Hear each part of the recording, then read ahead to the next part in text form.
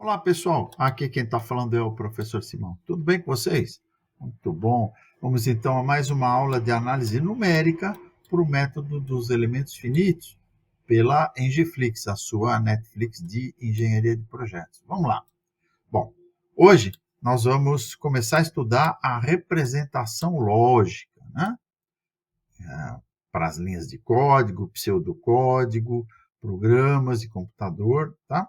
Então vamos começar analisando os comandos de sequência. Tá? Eu não estou mostrando, eu não vou mostrar aqui nenhuma linguagem em particular, nenhuma linguagem de computador em particular, mas os termos, os elementos comuns a todas elas, tá bom? Todas as linguagens estruturadas. Tá? Nós vamos examinar um parágrafo e aí eu vou mostrar na figura e explicar para vocês. Vamos lá.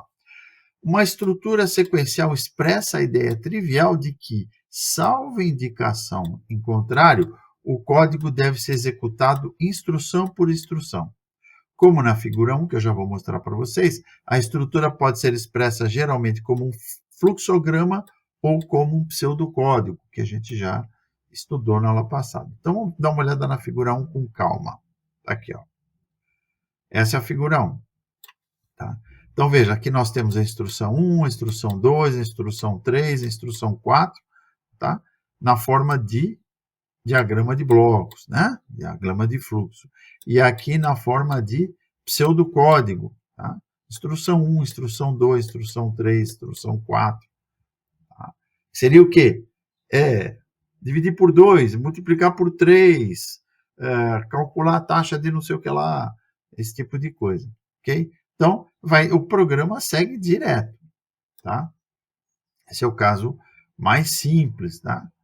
Então, como não houve nenhuma indicação em contrário, o código é executado, instrução 1, 2, 3, 4, 5, na sequência. Tá? Agora a gente vai examinar os comandos de seleção, que já são mais complicadinhos. Em contraste com a estrutura sequencial passo a passo, a seleção nos oferece um meio de dividir o fluxo do programa em ramificações, tá? Considerando o resultado de uma condição lógica. Então, a gente vai ver na figura 2 as duas principais maneiras da gente fazer isso. Vamos ver a figura 2. Está aqui, ó. Então, nós temos aqui, vamos examinar em duas partes, tá? Tem a figura 2A e a figura 2B, ok? Então, aqui nós temos o diagrama de fluxo, né? O diagrama de blocos, e aqui o pseudocódigo equivalente, tá? Então, vocês vêm descendo no programa aqui. Chega nesse losango aqui, a gente tem uma decisão, né? Tá? Existe uma condição aqui, que se essa condição for obedecida, ou seja, for verdadeira, ele segue esse ramo aqui e executa esse bloco de instruções, se verdadeiro, e volta para um determinado ponto do programa principal. Tá? Se essa condição for falsa, ele segue diretamente aqui. Tá? Então, os pseudocódigos aqui, tá? Aqui já tem até os comandos. Lembra que eu falei? Que o pseudocódigo já é praticamente o programa, né? É o if, then, né? Se a condição for atendida, then, então, executa o bloco se verdadeiro. Tá? E aqui está o end if, tá? Que termina, né, a condição opcional. Tá? Então, essa é a estrutura if, then para uma alternativa apenas. Tá? Vamos voltar aqui, que eu preparei.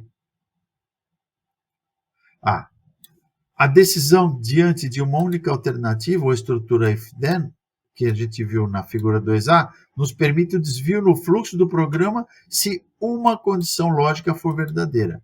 Se essa condição for falsa, nada acontece e o programa continua, como eu falei, com a indicação encontrada após o end if. Né? O end if está lá no pseudocódigo. A decisão, quando confrontada com duas alternativas, né? A estrutura if, then, else. If é se, tá? Then é então, e else é outro, quer dizer, um outro ramo, tá? Que a gente vai analisar na figura 2B. Ele comporta-se da mesma forma se a condição for verdadeira. Porém, se a condição for falsa, o programa executa as instruções entre else e o end if. Vamos lá ver? Falando fica difícil, né? Mas mostrando fica mais fácil. Então, vamos ver a parte 2 aqui, ó. Então, o programa vem vindo aqui. Chega na determinada condição, tá? Tem que tomar uma decisão aqui. Essa condição aqui é verdadeira ou é falsa? Se ela for verdadeira, ela vem para o bloco de instruções para executar como se fosse verdadeira. Ou falso, vem para o bloco de instruções caso ela seja falsa. Nos dois casos, tá? Eles voltam, tá? A saída é de volta para o ramo principal do programa. Tá? Então, essa aqui é a estrutura if, then, else para duas alternativas. Ah, mas como é que entra o else?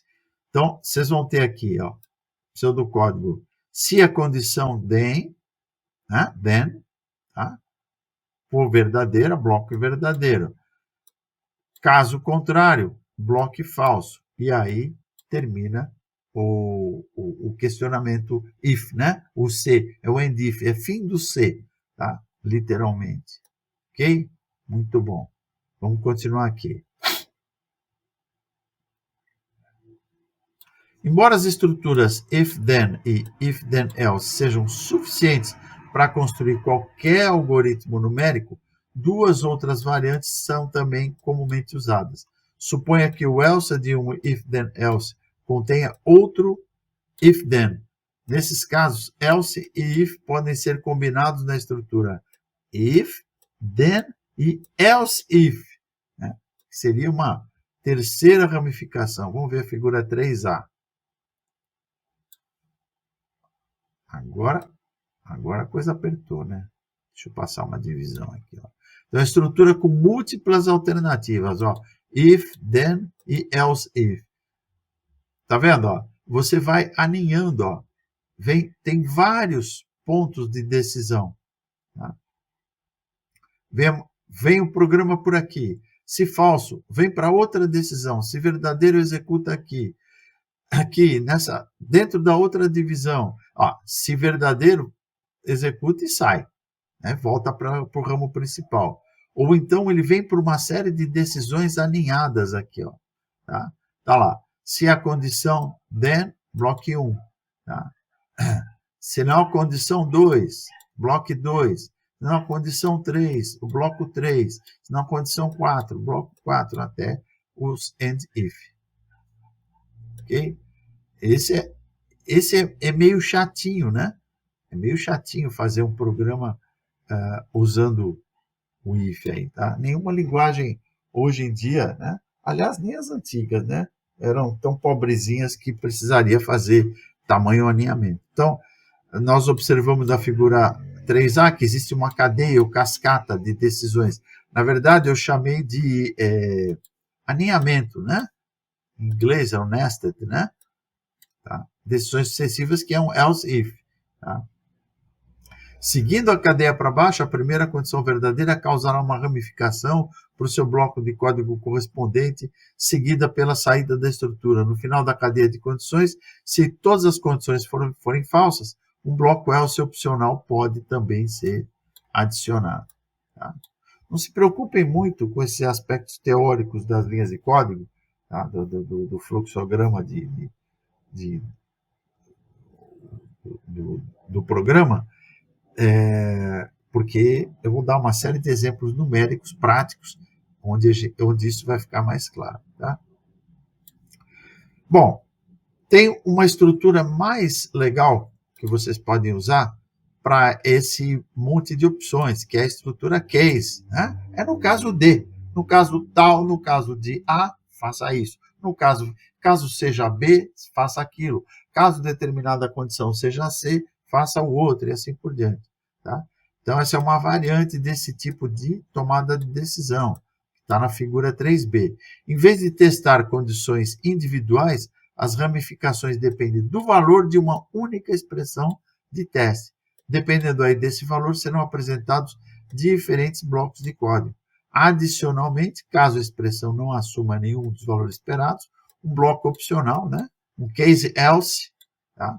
Caso outro, tá? Pode ser proposto aí. Tá? Então, vamos ver a figura 3B. Opa, está aqui em cima. Está aqui, ó. Bem mais fácil, né?